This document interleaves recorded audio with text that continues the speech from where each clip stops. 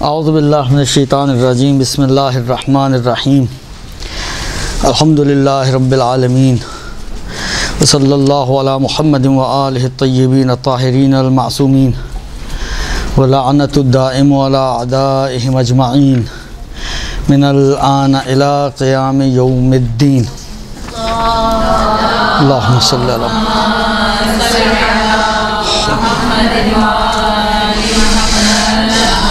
पहले तो ये बताएं कि कहाँ तक हो चुका था ये जो लिख रही हैं ख़वातीन हैं। हाँ, तलाक़ के अहकाम तो चल रहे थे, लेकिन कहाँ तो पूरी अभी कहाँ हुई है। अभी तो घर वाली घर में ही बैठी हुई है।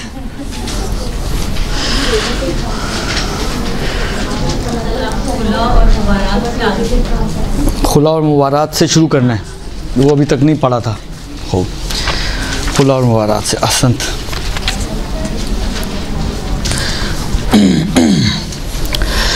खूब, हमारी गुफ्तगू जो है वो तलाक़ के अहकाम में चल रही थी, और जो अहकाम आपकी खिदमत में बयान किए गए हैं जिस तलाक़ के, उस तलाक़ का नाम है तलाक़ आदी।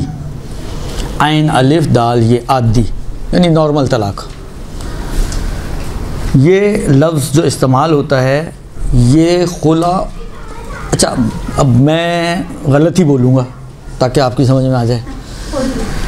असल में खुल है, लेकिन हमारे यहाँ अब मैं खुल बोलूँगा तो शायद बहुत की समझ में नहीं आएगा ये कौन सी चीज़ नहीं आई है, तो इसलिए मैं खुला ही बोलूँगा जो टेक्निकली थोड़ा सा गलत है, लेकिन हमारे यहाँ राइज यही है। तो तलाक़ खुला और तलाक़ मुबारात के मुकाबिल में ये लफ्ज़ इस्तेमाल होता है। आदी है यानी खुला व मुबारात नहीं है, खुला व मुबारात है यानी आदी नहीं है, ठीक है ना।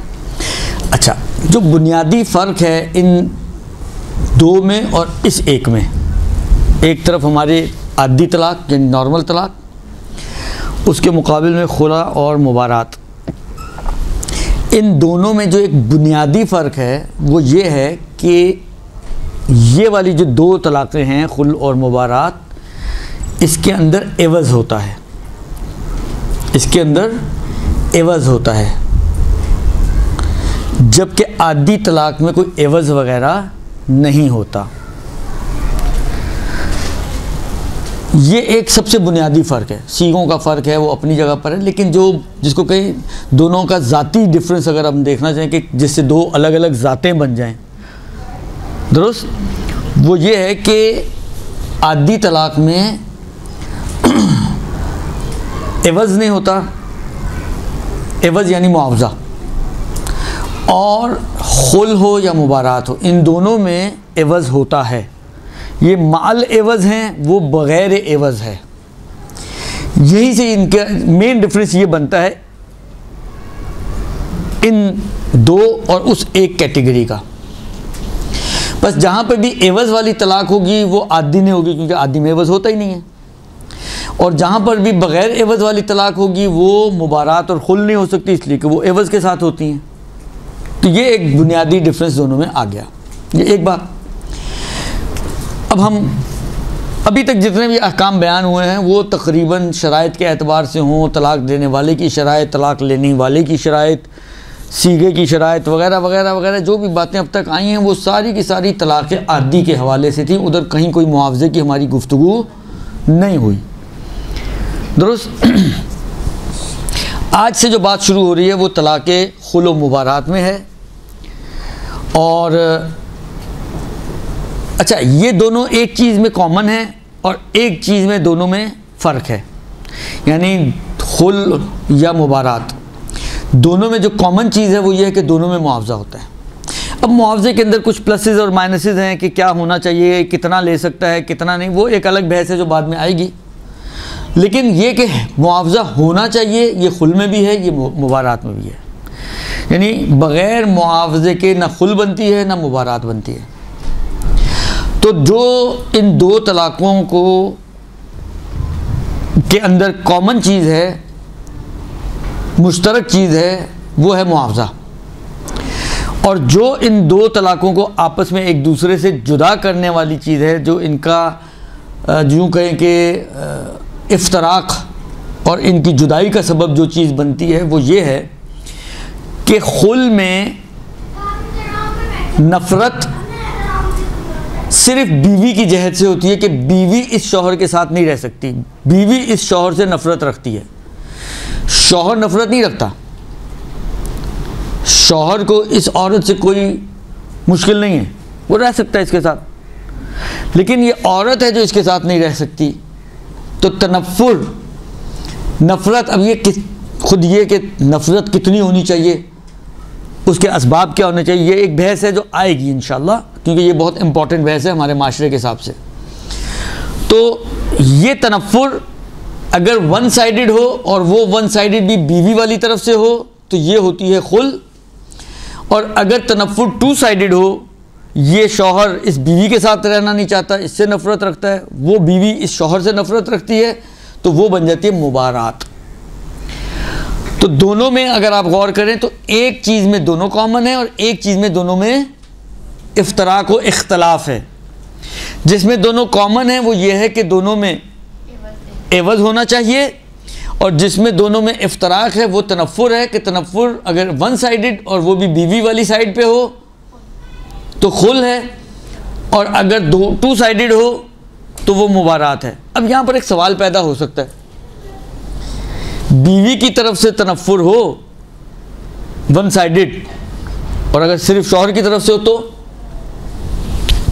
बीवी रहना चाहती है इस मर्द के साथ, मर्द इससे उसको नहीं अच्छी लगती, वो नहीं रहना चाहता इसके साथ, तो ये क्या कहाँ जाएगी फिर? बारात में तो दो तरफ होनी चाहिए। बारिक अल्लाह, ये जाएगी नॉर्मल वाली तलाक में। इसलिए कि देखिए अगर मर्द नहीं रखना चाहता तो उसमें तो कोई टेंशन ही नहीं, उसमें एवज़ की कहानी सिर्फ इसलिए आती है कि मर्द देना नहीं चाहता है तो औरत उसको कहती है, डिमांड उसको ऑफ़र देती है कि चलो तुम कुछ ले लो और दे दो, दुरुस्त। लेकिन जहाँ पर मर्द ही नहीं रखना चाहता तो उसके लिए तो रोक टोक ही नहीं है कोई, वो इस बात का तो इंतज़ार नहीं करेगा ये ऑफ़र करे, वो तो रहना चाहती है, वो क्यों ऑफ़र करेगी? तो वो फिर नॉर्मल तलाक में चली जाती है, दुरुस्त। इसलिए कि वहाँ पर वो एवज़ वाली कहानी असल में वजूद में नहीं आ सकती, दुरुस्त। इसलिए वो उधर चली जाती है नॉर्मल तलाक में। ये एक बुनियादी खाका है उस एक तलाक का इन दो तलाक़ों के साथ फ़र्क और इन दो तलाक़ों का आपस में फ़र्क, दुरुस्त। अब हम एक एक करके पहले थोड़ा बहुत तलाक़ खुल को देखते हैं और उसके बाद फिर तलाक़ मुबारात को देखते हैं। सबसे पहले तारीफ़ करते हैं तलाक़ खुल की। मेरा ख़्याल है जितना खाका मैंने आपकी खिदमत में पेश किया, तारीफ़ करना आपके लिए कोई मुश्किल नहीं होना चाहिए, आप तारीफ़ वहाँ से निकाल सकती हैं।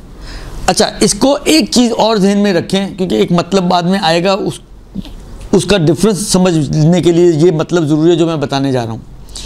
देखिए, तलाक़ खुल में डील है एक तरह की, मर्द पैसे लेकर तलाक दे रहा है, यानी यूँ समझें कि तलाक की और पैसे की आपस में इंटरचेंजिंग हो रही है। ऐसा नहीं कि तलाक एवज़ के बगैर है, तलाक है। देखिए, जब भी आप एवज़ मुआवजे की बात करते हैं तो कोई काम होता है, मतलब फ़र्ज़ करें आपने किसी से खिड़की ठीक कराई, ठीक है, तो अब उसको आप उसका मुआवजा दे रहे हैं, तो उसका काम और आपके पैसे रद्दोबदल हुए हैं, यानी आपने पैसे देके उससे काम ख़रीदा है, उसकी सर्विस ली है एक तरह की, ठीक है ना। तो दो चीज़ें आपस में मुकाबले में आती हैं। तलाक़ खुल व मुबारात में यही होता है कि तलाक़ के मुकाबिल में पैसे ले रहे हैं, यानी अपनी तलाक़ बेच के, गोया ख़रीद और फ़रोख्त तो नहीं लेकिन सिर्फ समझाने के लिए बता रहा हूँ, अपनी तलाक़ को गोया दे रहा है, यानी अपना हक़ उसको दे। हक़ से मुराद ये नहीं कि वो तलाक़ देगी, तलाक़ यही देगा। हर जुमले पे कहीं ना कहीं कुछ ना कुछ कहानी ज़हन में आ जाती है तो फिर उसकी वजाहतों में जाना पड़ता है मुझे। तलाक़ देगा पैसे लेकर, यानी तलाक़ के मुकाबले में पैसे ले रहा है, बग़ैर मुकाबले के तलाक़ नहीं है, ठीक है ना। जिस तरह उसकी सर्विसेज बिला एवज़ नहीं है, इस तरह इसका तलाक़ देना बग़ैर एवज़ के नहीं है, बल्कि ये एवज़ इसी तलाक देने ही के मुकाबिल में आ रहा है कि ये तलाक दे रहा है पैसे लेके। दुरुस्त? खूब। तो तारीफ़ करना मुश्किल नहीं है, लेकिन अब इन्होंने किए, कहते हैं औरत अपने शौहर की निस्बत रग़बत नहीं रखती और उससे शदीद तनफ़ुर और कराहियत रखती है, और ऐसी औरत ये कर सकती है कि महर या कोई और माल कम ज़्यादा उसको दे ताकि वो उस माल के मुकाबले में इसको तलाक दे। ये हो गई खुल। तनफ़ुर कहाँ आया? ज़न में, औरत में। औरत मुतनफ़िर है शौहर से, यहाँ पर शौहर की तनफ़ुर की बात ही नहीं है, क्योंकि अगर शौहर भी मुतनफ़िर होगा तो मुबारात बन जाएगी, और शौहर मुतनफ़िर नहीं होगा तो खुल रह जाएगी। ठीक है ना? तो शौहर के अंदर शौहर की तरफ से आए तो दोनों बन सकती हैं। ये सवाल होगा कि तनफ़ुर है कि नहीं है। अगर शौहर में भी तनफ़ुर है तो यहाँ भी तनफ़ुर, वहाँ भी तनफ़ुर, हो जाएगी मुबारात। शौहर में तनफ़ुर नहीं है, यहाँ तनफ़ुर, वहाँ तनफ़ुर नहीं है, तो हो जाएगी खुल। दुरुस्त?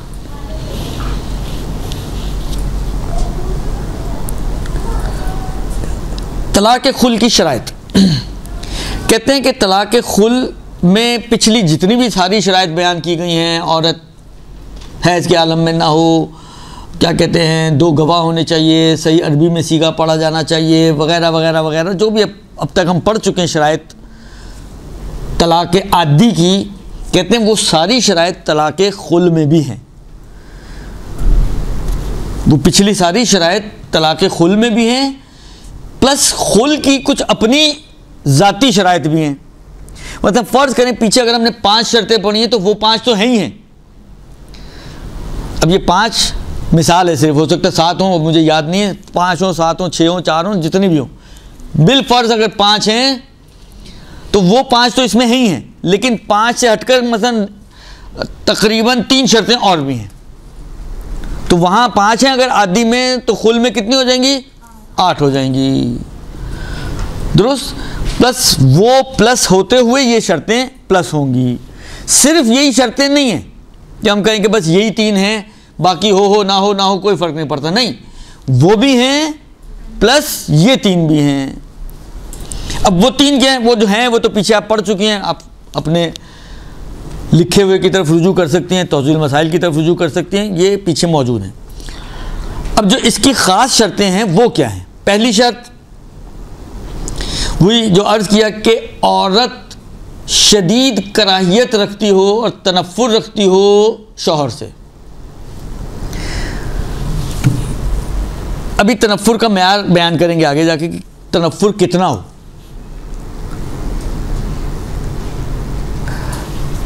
फिर ये बात आती है कि असबाब क्या, वो भी आएगा।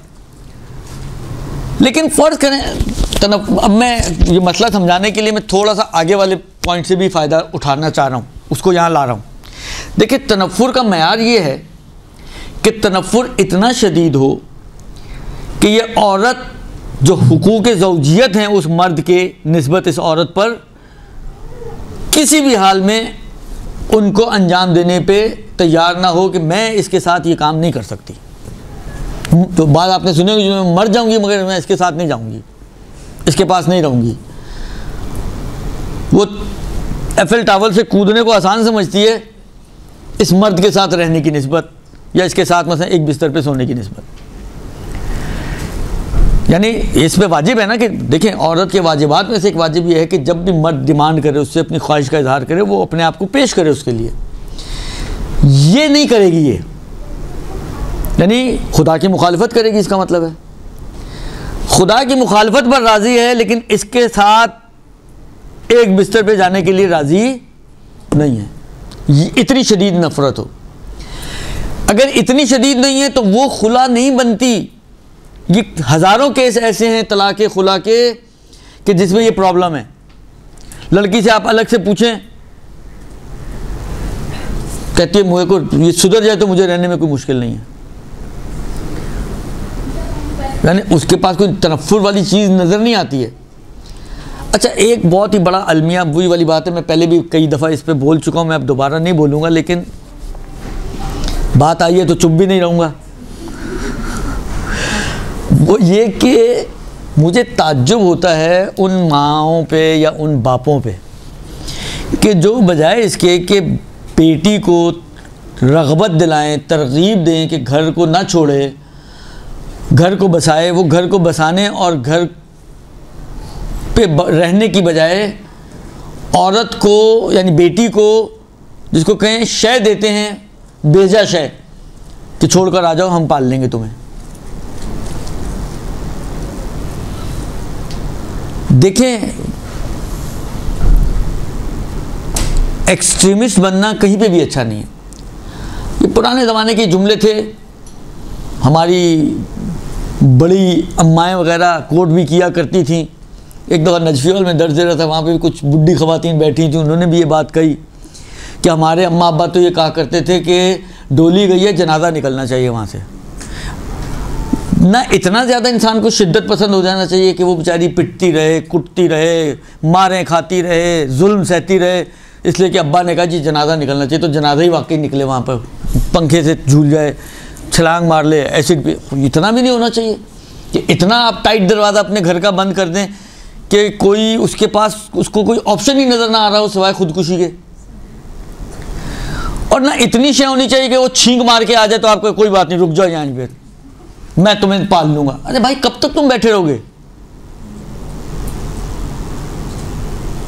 और वक्त की चक्की जब घूमती है ना तो कुछ पता नहीं होता इनको पालने वाला कौन होगा।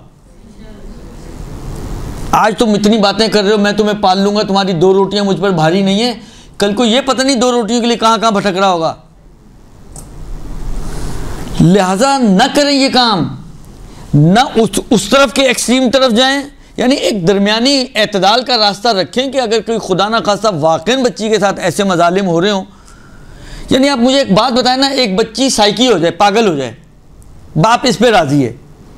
एक बच्ची वही वाली बात है, खुदकुशी कर ले, एसिड पी ले, पंखे पे लटक के मर जाए, छलांग मार के मर जाए, वो बाप इस पे राज़ी है। ये कैसा बाप है?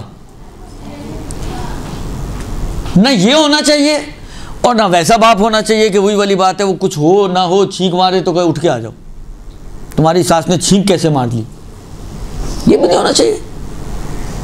जाद्दतुल वुस्ता हियल जाद्दा, एतदाल का और दरमियानी रास्ता ही हमेशा हक का रास्ता होता है।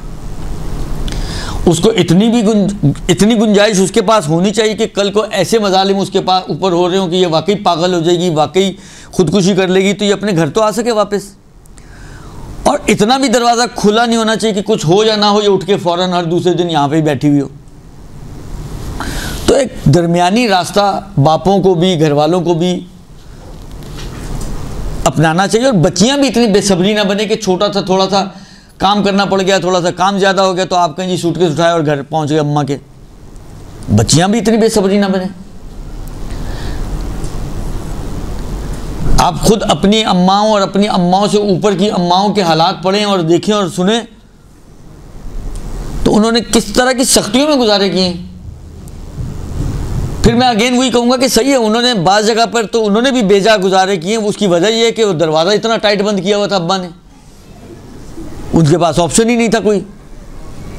लिहाजा वो पिसती रही हैं, मारें खाती रही हैं, जिसको कहें हत्ता बाज़ औक़ात साइकी बन गई हैं, लेकिन नहीं निकली घर से इसलिए कि पीछे कुछ था ही नहीं, दरवाज़ा ही बंद है, ताला लगा हुआ है इतना बड़ा उसके ऊपर। तो अगेन मैं ये बात कहूँगा कि ख़ुद माँ बाप भी एतदाल के रास्ते को ना छोड़ें और बच्चियाँ भी बेसब्री का मुजाहरा ना करें, तहम्मुल से काम लें, सब्र और हौसले से काम लें। फैंटेसी लाइफ को एक्चुअल लाइफ के साथ कभी भी मिलाने की कोशिश ना करें। फैंटेसी लाइफ ड्रामों में होती हैं, वो ड्रामे वाली लाइफ आपको इस ज़िंदगी में जहाँ पर गैस, बिजली, पानी, हर चीज़ की मुश्किलात चल रही हों। ड्रामों में कभी आपने देखा उनको कभी पानी की मुश्किल हुई हो? ड्रामों में कभी आपने देखा उनको कभी गैस की प्रॉब्लम हुई हो? ड्रामों में कभी आपने देखा उनको कभी बिजली की प्रॉब्लम हुई हो? वहाँ तो ना बिजली जाती है, ना गैस जाती है, ना पानी जाता है। हमारे यहाँ तीनों ही नहीं आते। तो उस लाइफ को यहाँ ना लेकर आए। जब कुछ नहीं जाएगा तो इंसान का ज़हन पुरसुकून होगा, लेकिन जब कुछ नहीं मिलेगा तो कैसे पुरसुकून होगा इंसान का जहन? फिर आप उससे कैसे तवक्को रखती हैं कि वो मर्द जो है सारा दिन पहले बाहर जाके सर खपा कर आए और आने के बाद फिर आपकी बेजा फरमाइशों को पूरा करे। आज यहाँ ले जाओ, आज वहाँ ले जाओ, आज सीवी पे जाना है, आज यहाँ पे जाना है। अबे भाई, घर में भी टिक जाओ। ना करें ये काम। अपनी जिंदगियों को खुद आग ना लगाएं, अपनी जिंदगियों को खुद तल्ख ना करें, अपनी जिंदगियों को खुद मुश्किल ना बनाएं। मैं अपनी तमाम बच्चियों से अर्ज कर रहा हूं कि अपनी जिंदगियों को खुद आसान बनाएं। आसानी और आसाइश ये घूमने फिरने में नहीं है। आसानियों और आराइश आने जाने में और खाने पीने में नहीं है, कपड़े में नहीं है। परवरदिगार आलम ने कुरान मजीद में क्या कहा है कि अज़वाज जोड़े बनाएं, क्यों? लितस्कुनू इलैहा, ताकि सुकून का सबब बनो। बेसुकूनी ईजाद ना करो। आज की बीवी बेसुकूनी ईजाद करती है, इसलिए कि उसकी फरमाइशें ख़त्म नहीं होती हैं। आज की बीवी वो सुकून वाली बीवी नहीं रही। मुतकाबिलन मर्दों के भी हौसले कम हो गए हैं। जारी बात है, परेशानियां तो एक तो नहीं है ना। देखिए, जो औरत घर में बैठी हुई है उसको ये टेंशन नहीं कि बिजली का बिल कैसे भरना है और गैस का बिल कहाँ से आना है और पानी का बिल कैसे जाना है और बिजली जब नहीं आ रही है तो उसके लिए क्या ऑल्टरनेट लेकर आना है और उसकी वजह से क्या मुश्किलात खड़ी हो रही हैं। अगर जनरेटर ले रहे हैं तो पेट्रोल की मुसीबत और यूपीएस लगा रहे हैं तो बिजली के बिल की मुसीबत। तो करीब 1.5-2 गुना बढ़ जाता है आपका बिल। वो हर वक्त तो ड्रिप लगी रहती है उसकी बैटरी की, तो हर वक्त उसको चार्जिंग चाहिए होती है, तो वो आपका ऑटोमेटिकली बिल जो है बिजली का आपका 1.5 गुना से 2 गुना प्लस माइनस बढ़ जाता है। अभी 10,000 देने मुश्किल हो रहे हैं, अब आप कहें उसको जी 15, 16, 17,000 बिल दो। तो ये सारी चीज़ें उसको मैनेज करनी है, तो उसके ऊपर तो प्रेशर है ही ना ऑलरेडी। तो औरत बजाय इसके कि उसके प्रेशर को रिलीज़ करे, उसको तसल्लियाँ दे, उसको हौसले दे, वो घर आने पर मज़ीद एक नई फरमाइश खड़ी हुई होती है, भैया आज तो वहाँ जाके खाना खाने, वहाँ की बड़ी अच्छी डील चल रही है। वो घर की डीलें पूरी नहीं हो पा रही, वो बाहर की डीलें उसके गले डाल देती है। तो कहाँ जाए वो मर्द? लिहाजा कोशिश करें कि ये काम ना करें। अपनी ज़िंदगियों को आसान बनाएं, और आसान बनाने का बहुत ही बेहतरीन तरीक़ा जो शरीयत ने आपको दिया है, जो इस्लाम ने आपको दिया है, वो है क़नाअत। काने बने। दुआ क़ुमैल में आखिर में आप दुआ मांगती हैं ना, राज़ियन क़ानिया। अब तो पढ़े हुए भी अरसे हो गए होंगे दुआ क़ुमैल में, पता नहीं 15 शवाल में भी पढ़ पाते हैं नहीं पढ़ पाते हैं। वो राज़ियन क़ानिया, क़नाअत मांगे खुदा से, और क़नाअत के साथ ज़िंदगी गुजारना। जो मिल रहा है आप खुदा का शुक्र अदा करें। आप देखें कितने घर ऐसे हैं जिनमें जो आपके घर में आ रहा है उससे कहीं ज़्यादा कम उनके पास आ रहा है। मैं ये बात कहना नहीं चाहता हूँ, लेकिन जो है फैक्ट, ग्राउंड रियलिटीज़ का इनकार नहीं किया जा सकता। कितनी औरतें ऐसी हैं कि जो गलत कामों में सिर्फ अपना घर चलाने के लिए पड़ी हुई हैं। तो आप खुदा का शुक्र अदा करें, खुदा ने आपको छत दी हुई है, इज़्ज़त से घर में बिठाकर खिला रहा है। एक बंदा आपको चाहे दाल रोटी खिला रहा है, इज़्ज़त से तो खिला रहा है। आज की औरत घर से बाहर कदम रखती है, 50 भेड़िए उसकी तरफ नजरें गाड़ के बैठे हुए होते हैं। फिर किसके हत्थे चढ़ जाए तो अल्लाह ही जानता है। फिर इसमें ब्लेम खुदा को ना करें, अपनी हमाकतों को ब्लेम करें। ये खुदा ने आपको उस काम पे नहीं लगाया, आपकी अपनी बेसब्री ने आपको उस काम पे लगाया है। लिहाजा कोशिश करें कि क़नाअत को अपनाएं, सब्र को अपनाएं, मुश्किलात में सब्र। आप रिवायतें उठा के देखें, कितनी रिवायतों में ये जुमले मौजूद हैं। ईमान की अलामत, कमाल ईमान इस चीज़ में कि इंसान बासा और ज़र्रा में, यानी मुश्किलात और परेशानियों में सब्र इख्तियार करे। ये 2 चीज़ें अगर आपने पकड़ ली ना, सब्र और क़नाअत, मैं समझता हूँ आपकी ज़िंदगियाँ आसान हो जाएंगी। ना खुद टेंशन में होंगी, ना दूसरे को टेंशन देंगी, और ऑटोमेटिकली आपके घर के माहौल में चेंजेस आएंगी। जो घर का माहौल, हमारे घरों के माहौल इस वक्त बहुत ही ज़्यादा स्ट्रेस्ड और डिप्रेस्ड है ना, उसकी वजह यही है। थोड़ा सा सब्र, थोड़ा सा तहम्मुल, थोड़ी सी कनाअत, नतीजा बहुत बड़ा है इसका। पता नहीं कहाँ से चले थे और कहाँ पहुँच गए। बात क्या चल रही थी हमारी, ये चले कहाँ से थे हम? हाँ, तनफ्फुर की बात हो रही थी। तो तनफ्फुर इतना शदीद होना चाहिए कि इंसान हक़ ज़ौजियत अदा करने के लिए तैयार ना हो। यानी औरत का कि मैं मर जाऊंगी इसके साथ सोऊंगी नहीं, दुरुस्त, तब वो खुल का मुरिद बनता है। लेकिन अगर नफ़रत, मैंने कहा ना कि अलग, हाँ यहाँ से बात चली थी कि अगर अलग बिठा के अगर लड़की से बात की जाए ना, तो यकीन माने माँ बाप के अलावा कोई और प्रॉब्लम इसकी ज़िंदगी में नहीं होती। अब ये जुमला कहना, आप सोचें कितनी अजीब बात है और कितनी ताज्जुब खेज़ बात है कि इंसान कहे कि इसकी ज़िंदगी की मुश्किल और प्रॉब्लम सिर्फ इसके माँ बाप, अपने माँ बाप हैं। यहीं से बात शुरू हुई थी, दुरुस्त। ये वाकई यानी जो माँ बाप का तसव्वुर दिया जाता है, जो माँ बाप का इमेज हमारे ज़हनों में मौजूद है, उसके साथ क्या ये बात मैच करती है कि एक इंसान की अपनी ज़िंदगी की मुश्किल ही माँ बाप हों?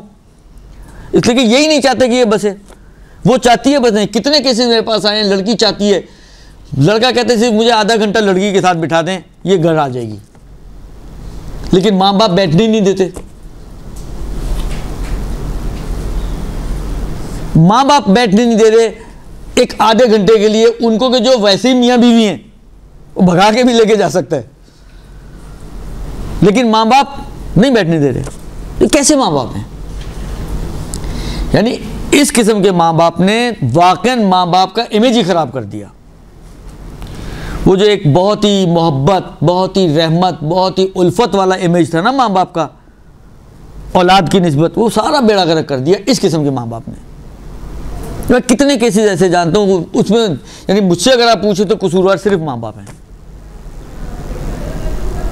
बेजा शादी हुई है, शह दे के बिठा लिया, अब वही वाली बात है, अब नाक का मसला बन गया, अब अपनी नाक की वजह से नहीं जाने दे रहे हैं, या कहीं नाक का मसला नहीं तो बस वो अपनी कुछ चीज़ें उनके जहन में है कि बिलाखिर ये अगर चली गई तो आला, मसलन फ़र्ज़ करें बाज़ औक़ात शादियों में ये मसले आते हैं, माएँ शादियाँ नहीं करवाती हैं बच्चियों की इसलिए कि ये चली गई तो घर कैसे चलेगा। ये मुश्किलात हैं या नहीं है? बहुत से घरों में ये मुश्किलात। यानी आपके घर चलाने के लिए आप वही वाली बात है दूसरे को कुर्बान कर दें। तो ये बहरहाल मसले तो हैं माशरे के, लेकिन क्या करें। तो बहरहाल अगर इतनी शदीद नफ़रत हो औरत के दिल और दिमाग में इस मर्द के लिए, तब वो खुला का मोरिद बनता है। ये पहली शर्त है, दुरुस्त। दूसरी शर्त यह है कि औरत एवज़ दे, महर से कम, महर से ज़्यादा, या कोई और चीज़। महर फ़र्ज़ करें मेरा महर था 25,000 रुपये और मैं कहती हूँ अपने शौहर को कि भाई मैं तुम्हें 25,000 की बजाय मतलब प्लॉट दे देती हूँ अपना, तुम मेरी प्लॉट लो और जान छोड़ो मेरी। तो ज़रूरी नहीं कि वही चीज़ जो महर है वही दिया जाए, महर भी दे सकती है, महर के अलावा भी कोई चीज़ जो उसकी अपनी ज़ाती मिल्कियत होनी चाहिए। अलबत्ता दूसरों के माल पे जो है वो बख्शिश ना करे, तो अपने माल से बख्शिश करे तो वो अपना मतलब फ़ोका है जी मैं अपनी महर तो मतलब बाज़ औक़ात होता है बहुत बड़ी मकदार, आमतौर पर हमारे माशरे में इतनी बड़ी मकदार नहीं होती महर की, बहुत कम मकदार होती है, 20, 22, 25, 50,000 रुपये होते हैं महर। मैं कहाँ एक निकाह पढ़ने गया तो महर की कोई बात आई तो उन्होंने कहा कि वही महर तो देखिए, मज़े की बात यह है कि महर प्योर मसला है लड़के और लड़की का। महर को तय करना कि क्या महर होना चाहिए, लड़के और लड़की का अपना हक़ है। ये हो सकता है कि लड़की कहे जी जो मेरा बाप कह दे मुझे मंजूर है, लड़का कह दे जो मेरा बाप कह दे मुझे मंजूर है, ये हो सकता है, लेकिन हमारे यहाँ तो पता ही नहीं होता उनको कि क्या हो रहा है। एक मर्तबा आप किसी को अथॉरिटी दे दें एक बात है, एक मरतबा उनके फरिश्तों को भी खबर नहीं कि माँ बाप ने या दोनों बापों ने महर क्या तय किया। तो पता नहीं, मैंने उधर भी यही कहानी थी, महर, अब किसी को पता ही नहीं, महर महर महर महर, वो बाप जो आपका मौलवी साहब आपकी मर्जी है लिख दें। ये तो हाल है हमारे माशरे का। अब मौलवी साहब का निकाह थोड़ी हो रहा है। अगर इस तरह मौलवी साहब महर रखने लगे तो पता नहीं, एक तो लंबी लाइन लग जाएगी बीवियों की मौलवी साहब के लिए। अब बंदा करे तो क्या करे, कहाँ जाए? अब उनको समझाओ, सिखाओ, बताओ, तो बाद लोगों की तो समझ में बातें नहीं आती ना। फिर खैर मैंने कहा चलें लाख रुपया रख दें। इतना सारा महर, आज देखें लाख रुपए में रेवड़ियाँ आती हैं। लाख रुपए है क्या आज के ज़माने में? यानी जो आदमी लाख रुपया कमा के बचत करता था, आज वो आधा घर चला रहा है लाख रुपए में। उस पर भी उनकी आंखें फटती हैं, लाख रुपए इतना सारा क्या करना है?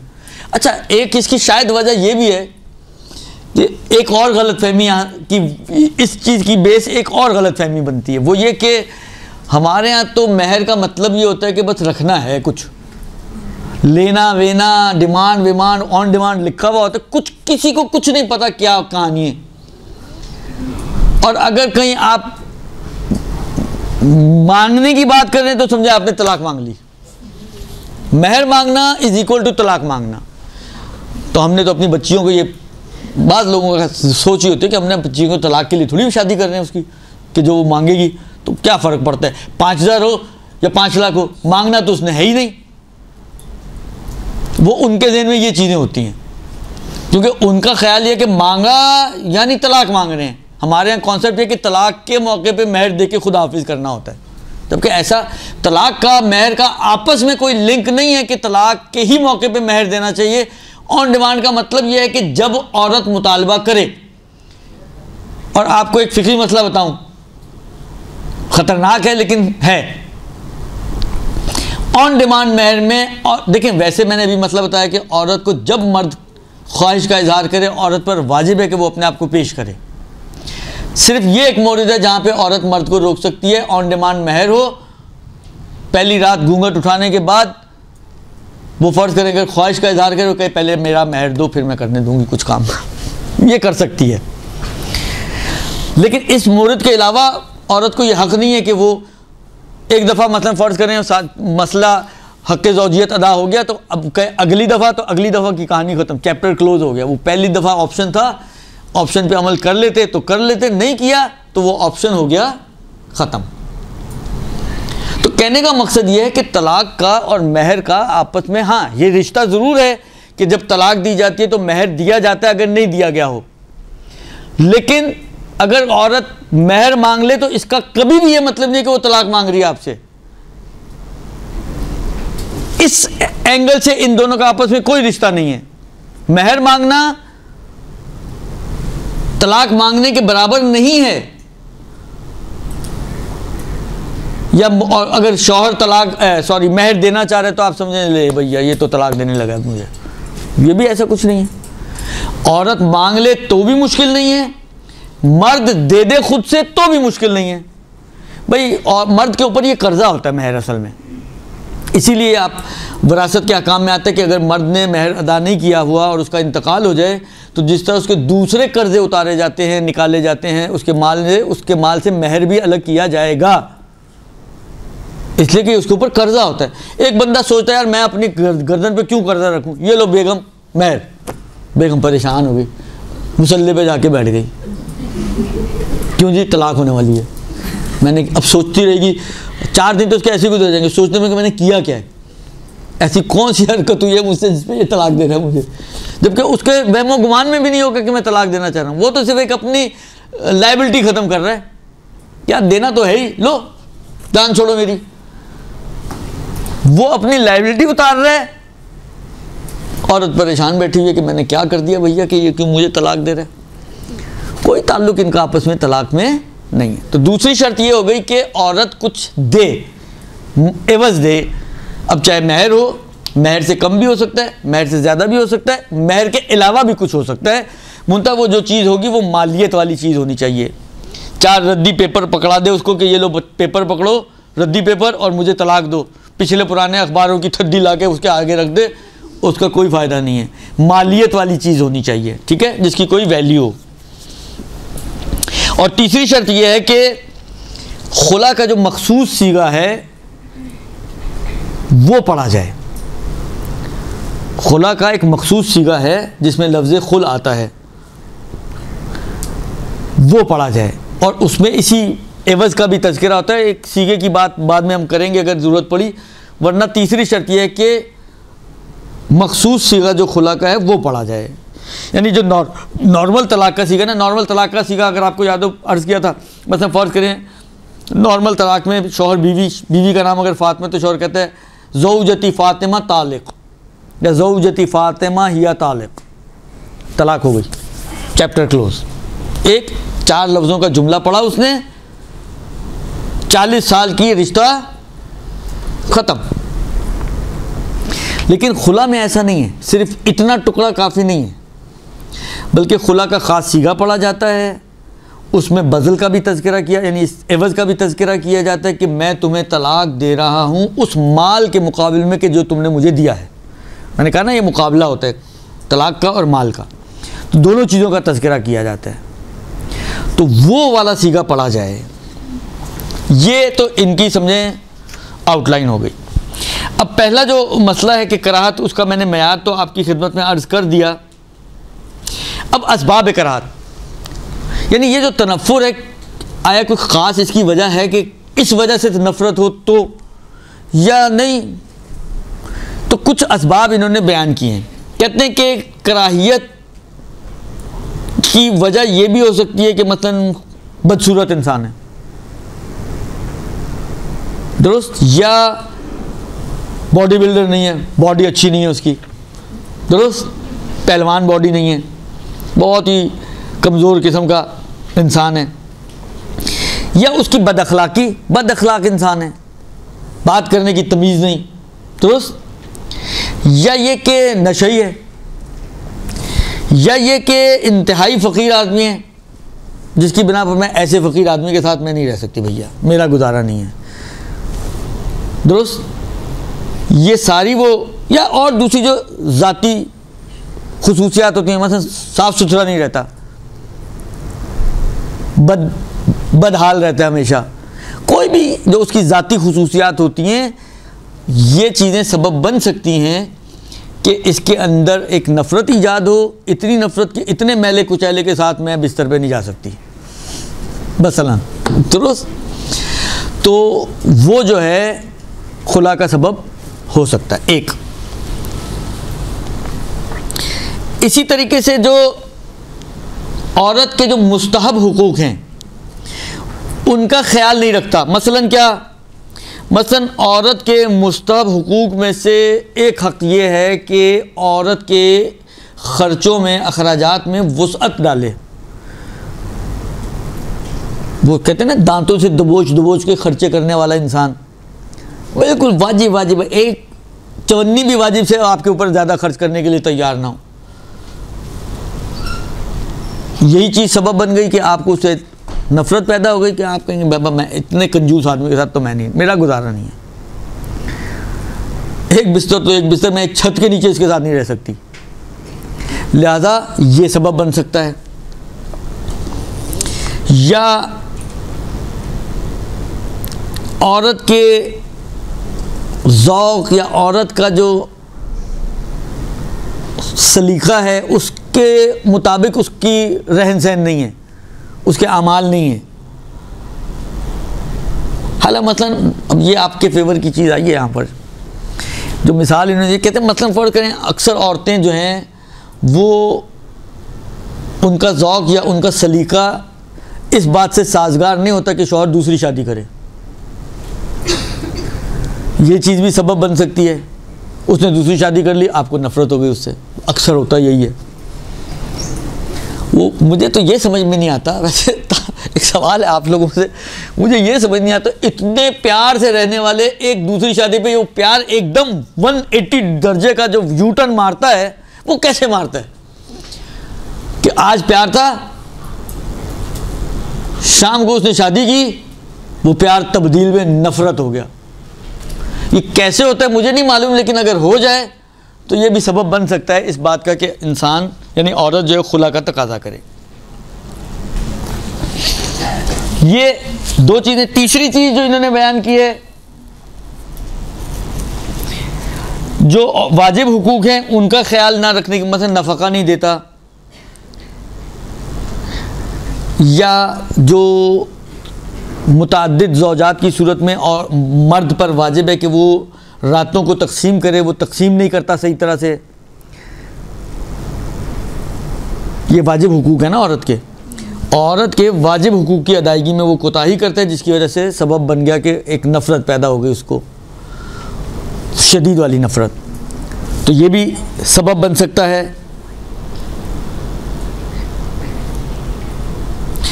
और चौथी चीज़ ये है कि औरत का तनफ़ुर जो है इस वजह से हो कि शौहर इसको अज़ियत देता हो, गालियाँ देता हो। बाद औक़ात होता है माँ बाप को गालियाँ देता है, इसको गालियाँ देता है, बुरा भला कहता है, मार पीट करता है। और इस अज़ियत से बचने के लिए औरत इससे तकाज़ा करती है कि भाई पैसे ले और जान छोड़ दे मेरी। अब देखें, पिछली चीज़ों में अज़ियत नहीं थी, नफ़रत थी, लेकिन वो अज़ियत इसको नहीं, पिने नहीं चोभ रहा था इसको, दुरुस्त। लेकिन चौथी सूरत में डायरेक्ट इसको अज़ियत दे रहा है, गालम गलोच कर रहा है, मार पीट करता है, चीखम धाड़म करता है इसके ऊपर, जो इसको अज़ियत का सबब बनती है। वही जो आजकल बहुत चीज़ें बन जाती है कि जो डिप्रेशन का सबब बनती हैं। तो इस वजह से ये शख्स जो है, औरत इससे तकाज़ा करे।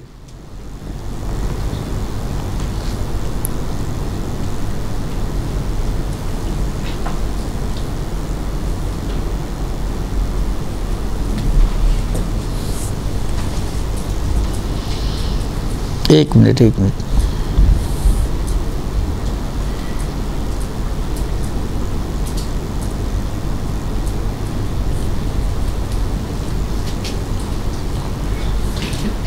अच्छा, माजरत, ये चौथी जो चीज़ कही है ना इन्होंने, ये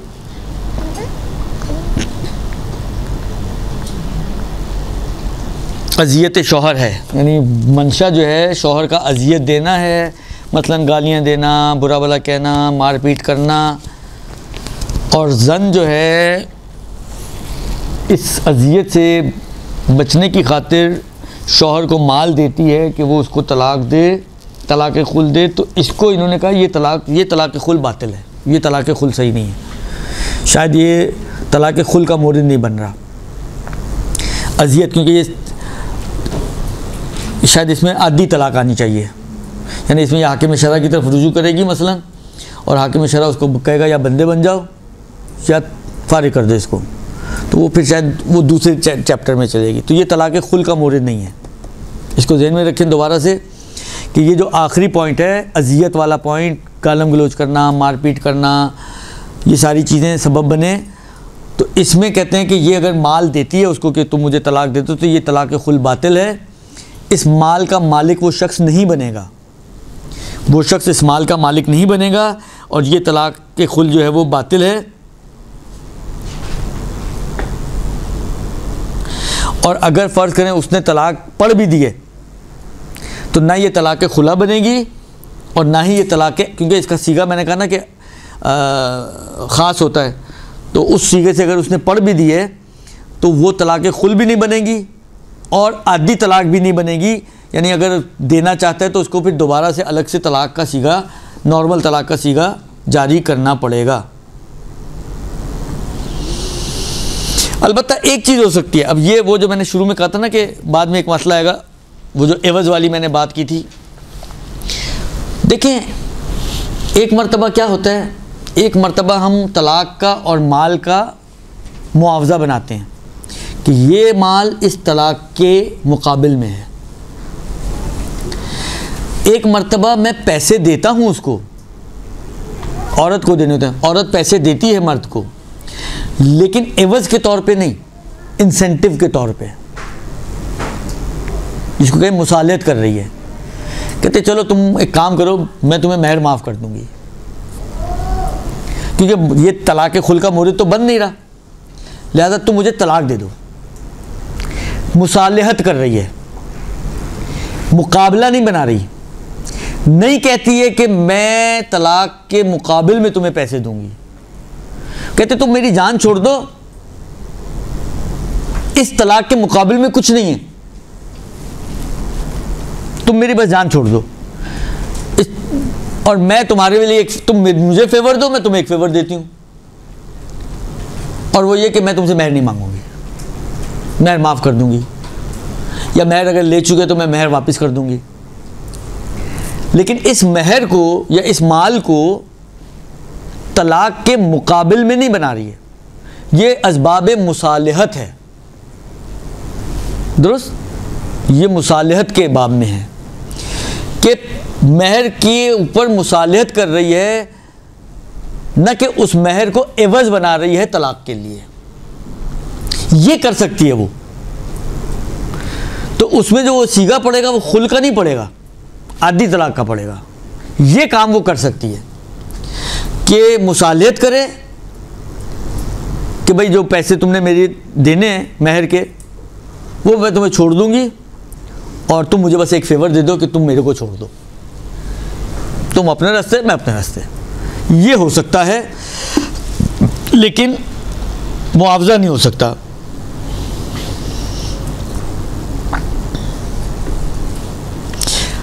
अब इन सारी बातों का नतीजा ही निकला कि अगर तलाक़ खुल हो मगर वैसी शदीद नफ़रत ना हो, यानी औरत के मुझे इसके साथ रहने में कोई मसला नहीं है, मतलब फ़र्ज़ करें ये सिगरेट पीना छोड़ दे, मैं इसके साथ रहूँ, मुझे इसको कोई मुश्किल नहीं है, इसका मतलब तनफ़ुर नहीं है, ठीक है ना।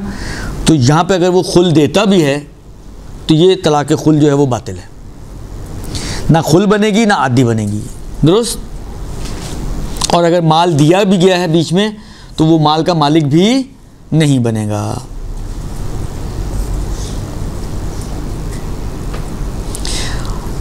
अलबत्ता यहाँ पे भी जैसा ऊपर मुसालहत की बात आई, मुसालहत यहाँ पे भी कर सकती है, तनफ़ुर नहीं है। और इसको अंदाज़ा है कि शौहर लालची आदमी है, वो कहते हैं चलो एक काम करो, तुम सिगरेट तो छोड़ोगे नहीं, मुझे छोड़ दोगे तो मुझे ही छोड़ दो, मैं भी तुम्हारे लिए एक फेवर करती हूँ कि मैं तुमसे महर नहीं मांगूंगी। महर ना लेने और तलाक देने पे मुसालहत करे, एवज़ ना बनाए उसका। समझ में आ रही है बात कि बारीक बीनी जो किसके अंदर मौजूद है मसले के अंदर। सर खुल तो फिर भी हो जाएगी ना? नहीं, खुल नहीं होगी ना, फिर आधी तलाक के बाद जो सीगा जारी होगा वो खुल का नहीं होगा, वो आधी तलाक का होगा।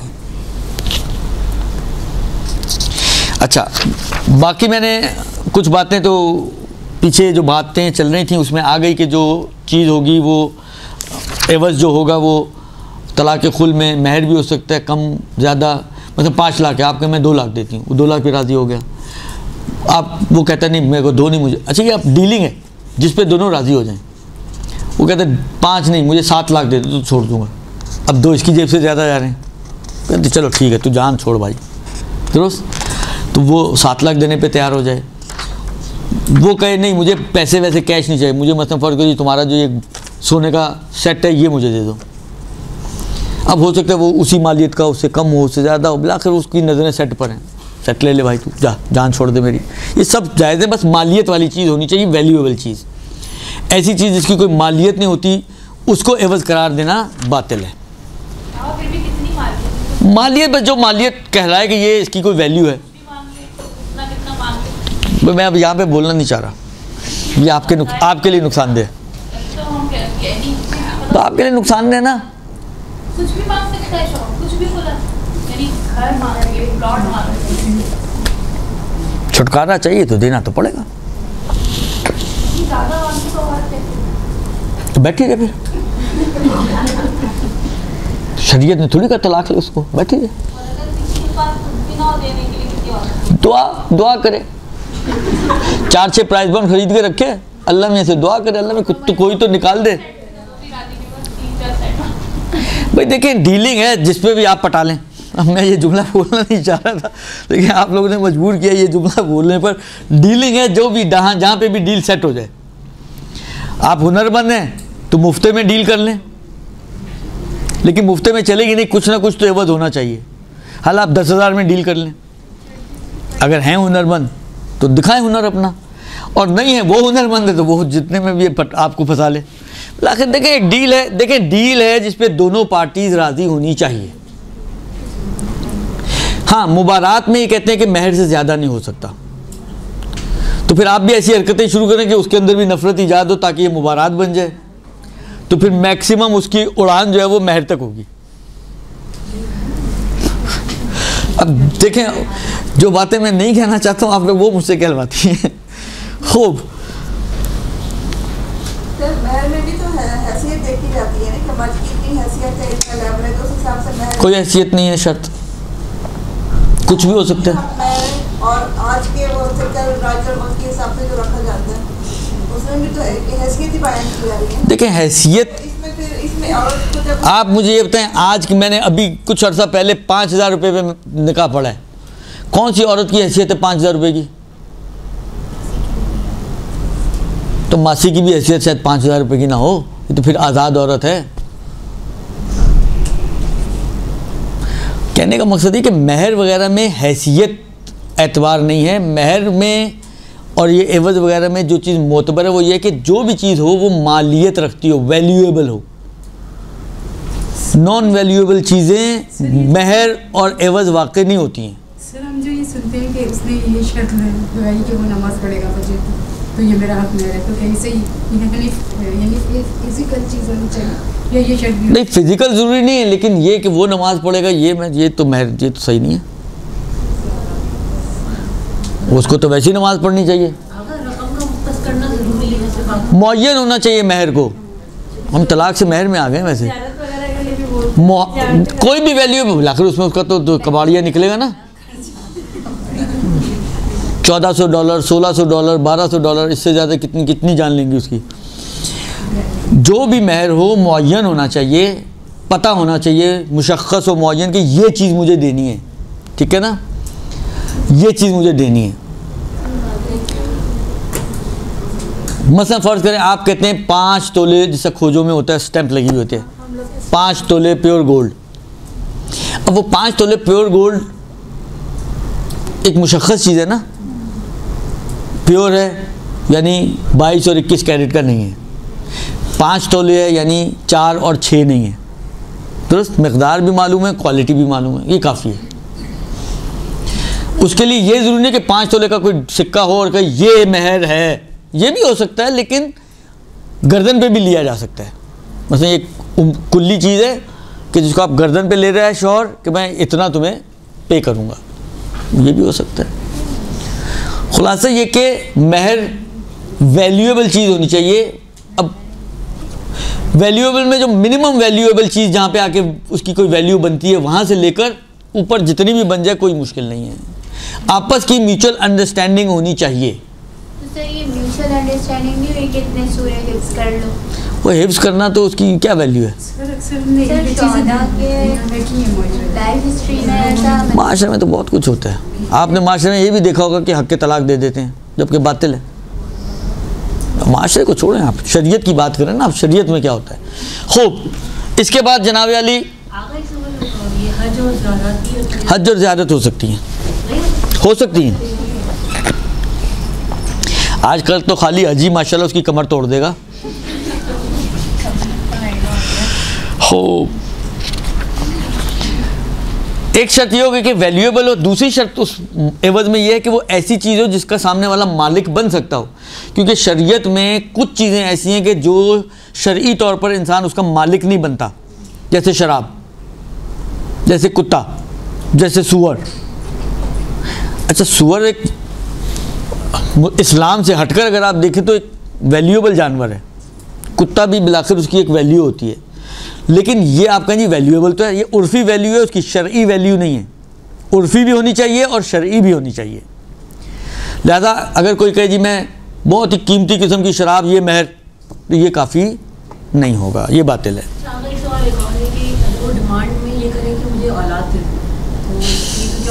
नहीं होगा, बातिल है। खूब, इसके बाद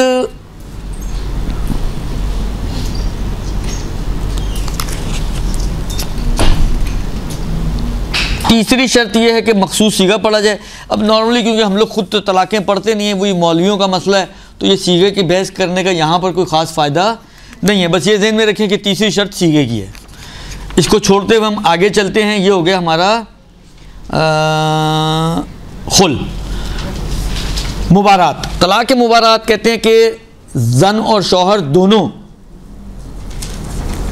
शदीद नफ़रत रखते हैं एक दूसरे की निस्बत, तो ऐसी सूरत में ज़न भी ऑफ़र कर सकती है उसको कि महर या कोई और माल वो उसको देती है ताकि वो उसको उसके मुकाबले में तलाक दे दे। यहाँ पे भी तलाक जो है वो उसके अंदर एवज़ होता है, यानी जो औरत दे रही होती है उसके मुकाबिल में तलाक दे रहा होता है। ये मुसालत वाला कंडीशन नहीं है, मुकाबला है। तो ये भी क्योंकि नफ़रत दोनों तरफ से, लिहाजा ये कहलाती है मुबारात। मुबारात की शराइत कहते हैं कि तमाम अहकाम और शराइत जो तलाक़ मुबारात में हैं, पीछे गुजरी हैं, जो तलाक़ खुल में गुजरी हैं, वो सब यहाँ पर भी वही नफ़रत शदीदा से क्या मुराद है, एवज़ कैसा होना चाहिए वगैरह वगैरह, वो सब यहाँ पर मुबारात इस मसले में शराइत के एतबार से खुल की तरह ही है, मगर ये कि कुछ चीज़ों में डिफरेंस आता है। पहला,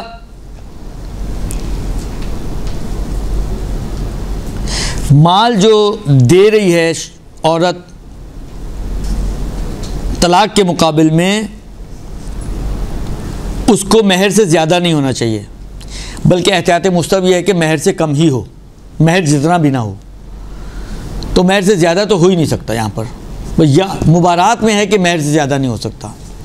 तो जिन ख़वातीन के महर कम हैं वो इस मसले में बेनिफिट में रहेंगी, लेकिन खुदा ना करे इसकी नौबत ही आए, लेकिन बिलाखिर यहाँ पर कम महर का एक फ़ायदा होता है। फिर वही सीगे का मसला आता है कि यहाँ पे भी उसका सीगा है, वो ख़ास सीगा है। अब सीगे की जो है खुसूसियात वगैरह वो क्योंकि नॉर्मली मौलाना का मसला होता है तो इसलिए इसको हम ड्रॉप कर देते हैं। फिर फरमाते हैं कि सीगा तलाक़ खुल या तलाक़ मुबारात ज़रूरी है कि अरबी ज़बान में पढ़ा जाए।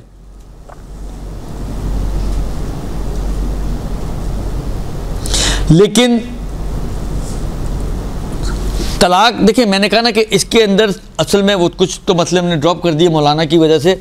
मतलब मैंने पहले भी इशारा किया कि तलाक के खुल हो या तलाक मुबारात हो, इसमें दो हिस्से होते हैं, एक तलाक और एक जो एवज़ होता है उसका भी तज़किरा करना होता है सीगे में। कहते हैं जो तलाक का सीगा है वो तो अरबी में होना चाहिए। मतलब फ़र्ज़ करें तलाक़ मुबारात है, मतलब फ़र्ज़ करें शौहर बीवी को कहता है ज़ौजती फ़ातिमा बारातुहा अलामा बज़लत, बारातुहा ये तलाक़ का सीगा है, अलामा बज़लत यानी उस माल के मुकाबले में जो उसने दिया है ये उसके एवज़ का तज़किरा है। कहते हैं सीगा तो अरबी में होना शर्त है, लेकिन एवज़ को अरबी में बयान किया जाए ये ज़रूरी नहीं है।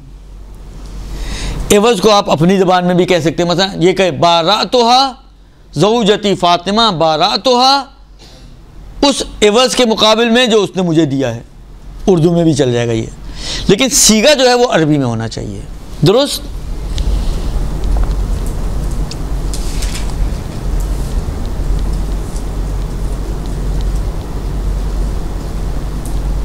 हाँ, अगर अरबी में सीगा पढ़ना मुमकिन ना हो तो उसका मसला वही नॉर्मल तलाक वाला मसला हो जाएगा कि जो पहले हम पढ़ चुके हैं। किसी को याद है क्या पढ़ा था? उसमें क्या मसला आया था कि अगर अरबी में मुमकिन ना हो तो क्या करना पड़ेगा? किसी को याद नहीं है? सर ऐसा तो नहीं बताया था उसमें फिर वकील आया था, क्यों नहीं आया था? उसमें फिर वकील बनाएगा, वकील ना बना सके तो फिर बात आएगी, दूसरी कहानी आएगी।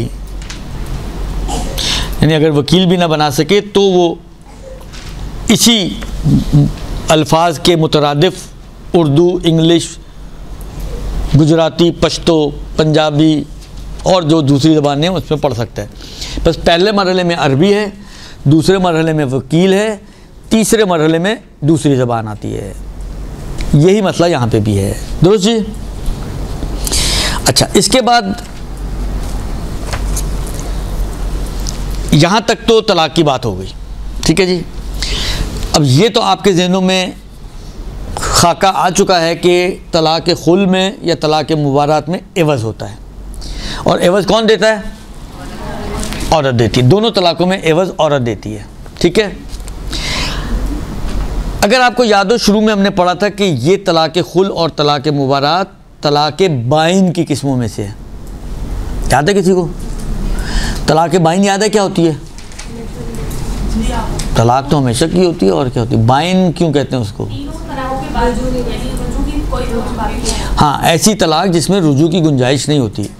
वो तीनों तलाक़ों वाली भी होती है और ये भी है। इसमें तो तीनों तलाक़ों की कहानी नहीं ना, हत्ता पहली तलाक़ ही तलाक़ बाइन है, यानी उसमें रुजू की गुंजाइश नहीं होती। तलाक़ खुल और तलाक़ मुबारात तलाक़ बाइन की अक़साम में से है। तलाक़ बाइन का मतलब ये होता है कि उसमें तलाक़ के फ़ौरन बाद रिश्ता ख़त्म, रुजू की कोई गुंजाइश नहीं है। अगर ये पहली है तो इद्दत ख़त्म होने के बाद नया निकाह पढ़ा जाएगा। अगर ये दूसरी है, इद्दत ख़त्म होने के बाद नया निकाह पढ़ा जाएगा।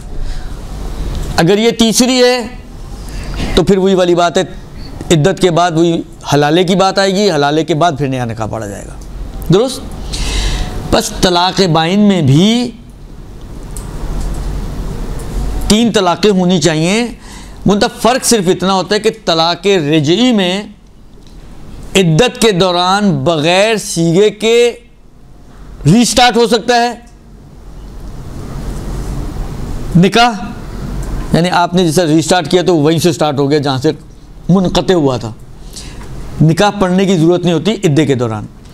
लेकिन तलाक़ बाइन में रीस्टार्ट का कोई ऑप्शन नहीं है, नया इंस्टॉलेशन होगी। दुरुस्त? पिछला सॉफ्टवेयर समझे आपका हो गया ख़राब, नया सॉफ्टवेयर डालना पड़ेगा नए निकाह के नाम का।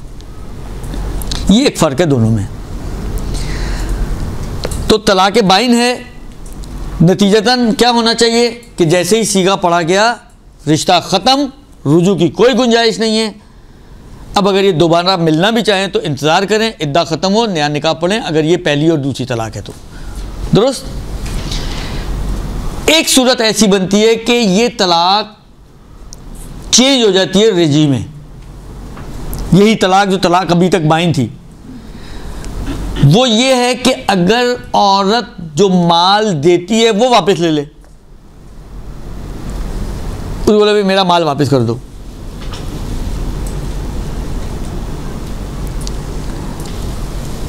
अगर ये माल वापस ले लेगी, माल में रुजू कर ले, इसको कहते हैं रुजू करना, वापस ले लेना, यानी माल वापस ले लिया, रुजू कर लिया, अपनी तरफ पलटा दिया माल। अगर ये माल में रुजू करेगी तो ये तलाक़ जो बाइन थी, अगर इद्दा ख़त्म नहीं हुआ हुआ अब तक, तो ये तब्दील में रजी हो जाएगी।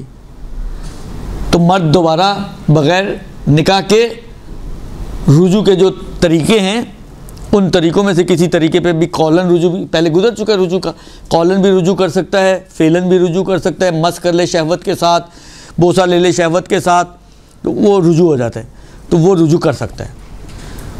जब तक औरत माल वापस नहीं लेती, ये तलाक़ बाइन है इद्दे के दौरान। लेकिन अगर दौरान इद्दा औरत ने माल वापस ले लिया तो ये तलाक़ तब्दील हो जाएगी तलाक़ रजी में, और तलाक़ रजी का कानून वहाँ पे जारी हो जाएगा। अब मर्द चाहे तो वो रुजू कर सकता है। तलाक़ तो सीगे के बाद ही होगी ना, इद्दत के दौरान की बात हो रही है, का मतलब ये कि सीगा तो पड़ चुका है ना।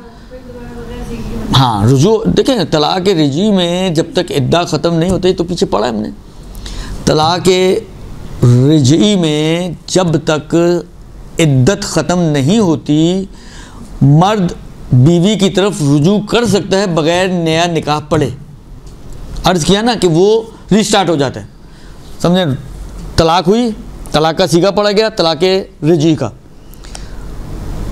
रिश्ता, समझे, दरार आ गई उसमें, ये भी दरार वाला रिश्ता है। दुरुस्त? मर्द चाहे तो रुजू कर सकता है, तो वो जो दरार से उसने सीमेंट डाल दिया उसमें।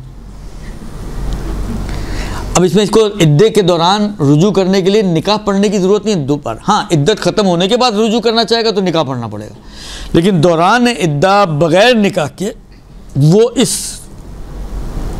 तलाक को ख़त्म करके पिछले ही निकाह को दोबारा ज़िंदा कर सकता है। यही काम यहाँ पे भी हो सकता है अगर औरत अपने माल को वापस ले ले और इद्दत अभी ख़त्म ना हुई हो, तो जैसे ही औरत माल वापस लेगी मर्द रुजू करने का हक़ उसको मिल जाएगा। रुजू करना चाहे तो वो रुजू कर सकता है, दोबारा से ये समझे सीमेंट लग जाएगा, बग़ैर निकाह की रिश्ता दोबारा आगे बढ़ना शुरू हो जाएगा। मगर अब ये तलाक कैसे हुई? मुबारात तो हुई नहीं ना, वापस भी ले रही है माल फिर भी तलाक। अरे खुलो मुबारात तो ही ना, एवज़ वापस ले रही है का मतलब क्या हुआ? एवज़ दिया है तो वापस ले रही है ना, एवज़ दिया है तो इसका मतलब है या खुल होगी या मुबारात होगी।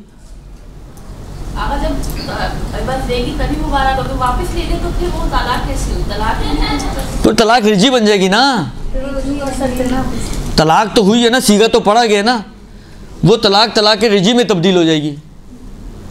मुश्किल कहाँ आ रही है, मुझे ये नहीं समझ में आ रही।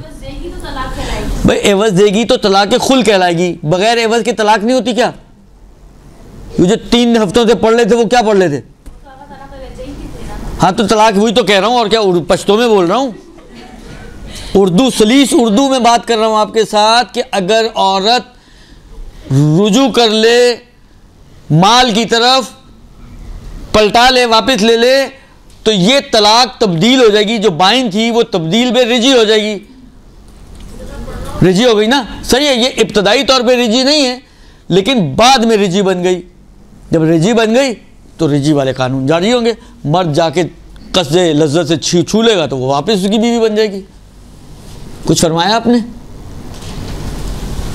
खूब, नहीं समझ में आई? अगर नहीं आई तो देखें, इससे ज़्यादा मेरी तवान में नहीं है, फिर मैं नातवान इंसान हूँ। खूब,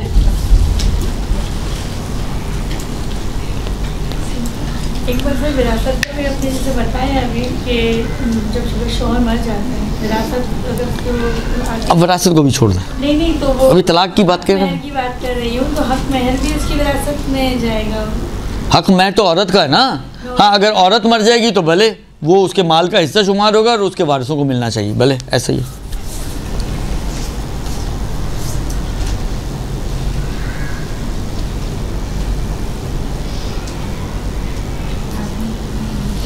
खूब, लेकिन अगर उल्टा हो जाए, औरत ने माल नहीं वापस लिया लेकिन मर्द जाके कहते मैं रुजू कर रहा हूँ, तो मर्द का खाली मर्द के रुजू करने से ये तलाक रेजी नहीं बनेगी, वो बाई नहीं रहेगी।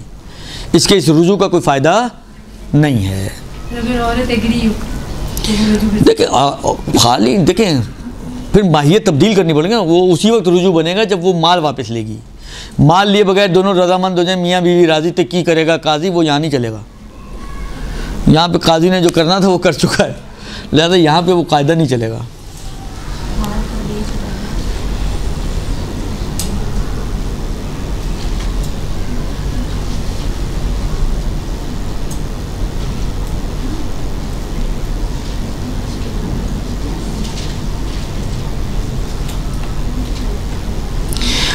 एक चीज़ और है कि ये जो रुजू कहा है हमने कि औरत रुजू कर सकती है बज़ल में, यानी अपने एवज़ में जो उसने दिया है तलाक़ खुल और तलाक़ मुबारात में, तो कहते हैं ये रुजू की गुंजाइश उस सूरत में होती है कि जब रुजू करना शरअन इसके लिए मुमकिन हो।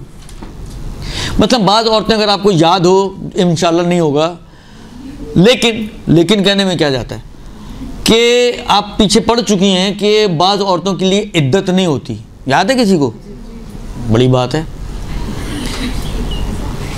अब इसकी तो इद्दत ही नहीं है ना, जहां सीगा पड़ा इद्दत तो है ही नहीं, कहानी हो गई, चैप्टर क्लोज। तो अब इसके पास बज़ल की तरफ रुजू करने की कोई गुंजाइश नहीं है।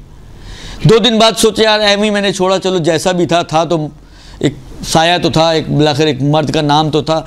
वो जो जज्बाती चीज़ें होती हैं, आपने 4 सोची, आपने कहा चलो मैं वापस ले लेती हूँ पैसा जाके उससे। अब गुंजाइश नहीं बची, इसलिए कि इसके पास तो इद्दत ही नहीं है। ये इद्दत के दौरान रुजू की गुंजाइश होती है। इद्दत ख़त्म होने के बाद उसको अफसोस हुआ तो अब पछतावे क्या हुए जब चिड़ियाँ चुग गई खेत। खेत तो चुगा गया, लिहाजा अब कोई फ़ायदा नहीं है। तो खुलासा जहाँ पर शरई तौर पर इसके लिए रुजू की गुंजाइश हो वहाँ पर वो रुजू कर सकती है, अम्मा अगर शरअन इसके लिए रुजू की गुंजाइश ही नहीं है एवज़ में, तो जब वो एवज़ में रुजू नहीं करेगी तो ये तलाक कभी भी रजई की तरफ पलटेगी नहीं, ये फिर बाई नहीं रहेगी और कहानी हो जाएगी ख़त्म। ये तलाक के जो मोटे मोटे चीज़ें थी जो मैं समझता था कि मालूम होनी चाहिए आप लोगों को भी और इस प्लेटफॉर्म के तवस्सुत से दूसरों को भी, ख़ास तौर पे दूसरे मौलानाओं को, तो वो मैंने आपकी खिदमत में पेश कर दी हैं। और यहाँ पे ये तलाक का तो चैप्टर खुद तलाक का पूरा हो गया। इसके बाद अब इद्दत वगैरह की बहस है। अब देखें ये क्या चाहते हैं हमारे दोस्तान, फिर इंशाल्लाह देखेंगे कि आगे क्या होता है। सल्लल्लाहु अलैहि वसल्लम। जी